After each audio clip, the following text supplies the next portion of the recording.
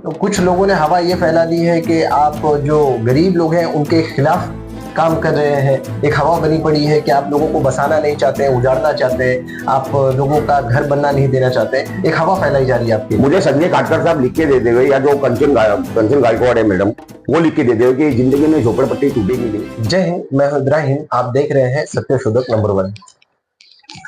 जिस तरह से कुछ दिनों से जो डिमांड है वो आप देखेंगे कि अब्दुल रहमान जी कर रहे हैं, और इनकी एक ही डिमांड है कि जो गरीब लोगों को बसाया जा रहा है उन्हें बसाया जरूर जाए पर फंसाया नहीं जाना चाहिए।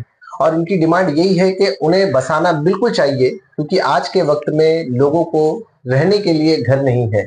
आवास योजना तो आ गई है, पर उस योजना का लाभ कौन उठा रहा है ये अभी तक पता नहीं चला है।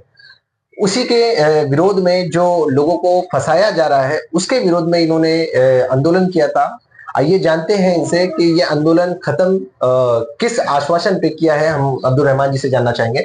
सर, आपने आंदोलन जो है खत्म किस आश्वासन पे किया है, या फिर महानगर पालिका ने आपको क्या आश्वासन दिया है कि इससे आप संतुष्ट हो गए और पीछे हट गए? पहली बात तो मैं आपके चैनल का बहुत आभारी हूँ, जो मुझे कवर करने के लिए, मेरी आवाज को बुलंद करने के लिए आप यहाँ तक आए मेरे ऑफिस के ऊपर। मैं आपका बहुत बहुत शुक्रिया अदा करता हूँ। दूसरी बात कि मैं महानगर पालिका में दूसरी बार विश्वास कर रहा हूँ। पहली बार जब मैं 2023 में 21 मार्च, 22 मार्च, 23 मार्च को बैठा था, तो नरेंद्र चौहान बोल के जो ऑफिसर थे वो मुझे आके एक लेटर दिए थे कि हम बहुत जल्दी इसका उदाहरण करेंगे, रास्ता बना के देंगे आपको, अब आंदोलन अपना खत्म करो। तो मैंने एक गवर्नमेंट ऑफिसर जो आके मुझे समझा रहा है, सरकारी ऑफिसर, तो मैंने उनका मान सम्मान करते हुए मेरा आंदोलन पीछे लिया। फिर मैं अभी देखा हूँ 4-5 महीने से फिर कुछ लुटेरे वहां पर झोपड़ा चाली बना रहे हैं, और गरीब जनता 100 रुपए के स्टैम्प पेपर के ऊपर, नोटरी करने पेपर के ऊपर खरीदती है। तो फिर मैं जाके नरेंद्र चौहान साहब से एक रिक्वेस्ट लेटर दिया कि सर ये तो खत्म नहीं हुआ है, लेकिन ये और बढ़ रहा है, तो इसमें क्या होगा, आपकी ड्यूटी, संजय काटकर साहब की ड्यूटी चेंज होगी, नया वार्ड ऑफिसर, नया बीएमसी कमिश्नर आएगा, तो फिर उसमें तोड़ा जाएगा, फिर गरीब जनता रोड पे आ जाएगी। आज अगर आप उसको लीगल कर सकते हो तो कर दो, मेरी पहली डिमांड है, बराबर है। नहीं तो फिर मैं ऑफिस से उपासन पे बैठता हूँ। तो मैंने 4 से 5 लेटर को कंटिन्यू दिया, तो मेरी कोई सुनवाई नहीं हुई। तो मैं 10 दिसंबर के दिन सुभाष चंद्र बोस ग्राउंड के अंदर उपासन पे बैठ गया। तो 11 तारीख को फिर एक वार्ड ऑफिसर कंचन गायकवाड़ बोल के वो मेरे पास आए, तो उन्होंने बताया है कि मुझे 2 से 3 दिन का टाइम दो, और उन्होंने मुझे ये लेटर दिया है, ये लेटर मुझे दिया है। तो ये लेटर का मैं सम्मान करते हुए और उनकी पोस्ट का सम्मान करते हुए कि वार्ड ऑफिसर है, और पहली बात तो महिला है, महिला का हम लोग आदर करते हैं, और दूसरी बात कि वो वार्ड ऑफिसर है, सरकारी ऑफिसर है। चलो पहली बार नरेंद्र चौहान साहब से कुछ गलती हो गई होगी, या उन्होंने ध्यान नहीं दिया होगा, या उनके ऊपर काम का काफी लोड होगा, तो उस चीज को समझते हुए मैंने कंचन गायकवाड़ को भी, मैंने मैडम को उनका विश्वास करके लेटर लिया हूं, उनके हाथ से मैंने पानी पी के अपना उपासन पीछे लिया हूं। उन्होंने विश्वास जताया कि मैं 2 से 3 दिन के अंदर या तो उसको लीगल कर दूंगी, या तो मैं उसको वहां पर ही स्टॉप कर दूंगी, बस। तो मैंने संविधान का मान करते हुए मैंने अपना उपासन पीछे लिया। मैं लड़ने के मूड में नहीं था, और मैं लड़ूंगा भी नहीं, लेकिन मैं चाहता हूं हमारे संजय काटकर साहब से कि अगर आप पढ़े लिखे आईएएस ऑफिसर हो, या अगर लीगल हो सकता है तो उसको आगे बढ़ने दो, क्योंकि चाल माफिया जो है वो अपनी पैसे के दम पे, अपनी ताकत के दम पे, अपने गुंडों के दम पे वापस जाके वीडियो भी बनाने नहीं देते ताकि आप तक के हम आवाज पहुंचाए।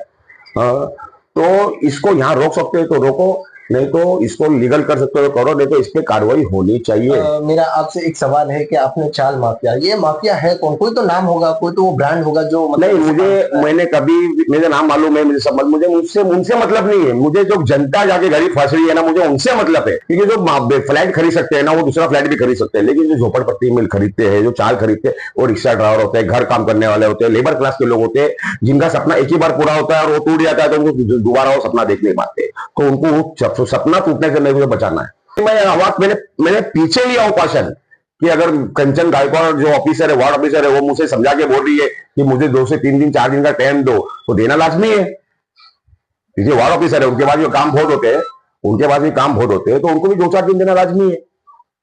और हमको राष्ट्रपिता महात्मा गांधी ने जो सिखाया है, जो समझाया है, जो बताया है, करके दिखाया है कि जो काम शांतिपूर्वक होता है वो काम में राहत मिलती है, वो काम में रास्ता निकलता है। पर क्या इसमें सच्चाई है कि आपका कुछ उस जगह से दिलचस्पी है, या उस माफिया से दिलचस्पी किसी चीज की है, किसी व्यवहार की है, इस वजह से वो डिमांड नहीं पूरी हो पा रही है तो आपने इस रास्ते को अपनाया? नहीं, आपका सवाल बहुत अच्छा है। ये सवाल आपने पूछा तो मेरे को क्लैरिटी का जब मौका मिला है, वो जो वहां पर काम कर रहे हैं ना, उनसे मेरा दूर दूर का संबंध नहीं है, ना फोन कॉल है, ना मिलाप है, ना कोई फोटो है, ना कुछ है। सिर्फ और सिर्फ मैं आपको एक कहानी बताता हूँ, आपको मैं पीछे लेके आता हूँ 2022 में। कहा लेके आता हूँ 2022 में काशी गांव ग्रीन विलेज, अभी जिसका नाम रख दिया अम्बेडकर नगर वगैरह सा कुछ नाम रख दिया है। 2022 में तोड़क कार्रवाई हुई थी बारिश के महीने में, कम से कम 250 से 300 रूम टूटे थे। तब मैं वहां पर खाना लेके पहुंचा था मेरी संस्था के नाम से। तो वहां के लोगों को मैंने पूछा कि आप लोगों को कुछ नोटिस वगैरह दी गई थी क्या? बोले नहीं, हमको अचानक आए और हमारा कोर्ट से इसलिए भी था कि हमने खरीदा है। क्या है? हमने खरीदा है। तो हमारे पास में एग्रीमेंट है, लोगों ने एग्रीमेंट दिखाया मुझे को स्टाम्प पेपर पे, बराबर है। और उस पर थोड़ा कार्रवाई, उस वक्त वो लोग का कहना था कि हम 6 साल से रह रहे। कितने साल से रह रहे? 6 साल के। और अभी 4-5 महीने से वहां जब काम बढ़ते जा रहे, तो कैसा हो गया, 5 महीना पहले मेरा रिक्शा ड्राइवर, जो मेरा परमानेंट रिक्शा ड्राइवर है, वो मुझे बोला कि रहमान भाई आपकी पहचान है क्या काशी गांव के अंदर? वहां पर रूम दिख रहे। तो मतलब देखो, आधार कार्ड का रूम मत लो, क्योंकि कभी भी एक दिन, 1 महीना, 1 साल, 10 साल, कभी भी बीएमसी के ऑफिसर बदली होते हैं, फिर वह कार्रवाई होती है। मेरा वाकई माफिया से यहाँ का चाल बनाने से मेरा कोई संबंध दूर दूर से नहीं है, ना मैं उनको कभी शक्ल देखा हूं। हाँ, वो मेरी शक्ल देखे हुए वीडियो के माध्यम से, मैं कभी उनसे मिला नहीं हूं, मैं कभी वहां गया नहीं हूं। तो कुछ लोगों ने हवा ये फैला दी है कि आप जो गरीब लोग हैं उनके खिलाफ काम कर रहे हैं। एक हवा बनी पड़ी है कि आप लोगों को बसाना नहीं चाहते, उजाड़ना चाहते हैं, आप लोगों का घर बनना नहीं देना चाहते। एक हवा फैलाई जा रही है आपके। मुझे संजय काटकर साहब लिख के दे देंगे, या जो कंचन गायकवाड़ है मैडम, वो लिख के दे देंगे कि जिंदगी में झोपड़पट्टी टूटेगी नहीं, बराबर है। तो मुझे कोई भी एतराज नहीं है। आज 40 घर अगर बेघर हो रहे, कल 400 हो गए, परसों 4000 हो गए, मैं उनको रोकना चाहता हूं। जो फंस गए हैं वो तो फंस गए, उनको ना हमारे बीएमसी कमिश्नर संजय काटकर साहब लीगल करके दे सकते हैं, ना कंचन गायकवाड़ मैडम लीगल करके दे सकती है। आज 40 फंसे होंगे या 4 फंसे होंगे, सुनिए मेरी बात को गौर कीजिए, या 4 फंसे होंगे या 400 फंसे होंगे, लेकिन आने वाले दिनों में जो लैंड, जहां तक लैंड जा रही है, वहां पर 40 से 400 हो गए, 4000 हो गए, 4 लाख हो गए। तो मुझे उनको रोकना है, मुझे उनको रोकना है। यानी आपकी एक ही डिमांड है कि गरीबों को फंसने ना दिया जाए। फंस गए, जो फंस गए उनके लिए कुछ नहीं कर सकते, जो फंस गए ना उनके लिए कुछ नहीं कर सकते। ज्यादा से ज्यादा वो गरीब लोग मेरा वीडियो देख के चौकी जाके ये बोले कि भाई हमने ये फलाने आदमी से खरीद के लिए थे, अब इसमें थोड़ा कार्रवाई हो रही है, हमको समझ में नहीं आ रहा है। उनके लिए यही रास्ता है। मेरा पहला डिमांड क्या है आपके चैनल के माध्यम से, कि उनको लीगल करके दो। वो लीगल हो सकता है क्या? ये पावर ही नहीं है उनके पास। तो फिर अभी अगर मैं चार के लिए 40 की फसलें दूं, 40 के लिए मैं 400 की फसलें दूं, 400 के लिए मैं 4000 की फसलें दूं, मेरा मुद्दा ये है, आप समझिए बात को। जो फंस चुके हैं उनके लिए मैं कुछ भी नहीं कर सकता हूं। ये एक बहुत बड़ा सवाल है जिस तरह से इन्होंने उठाया है। वहीं हमारे यहाँ के चंद ऐसे नेता हैं जो माफियाओं से कुछ डिमांड करते हैं, कुछ झोपड़ों के पीछे में कुछ पैसे जो हैं उन्हें मिल जाते हैं और वो अनदेखी करके सब चलने देते हैं।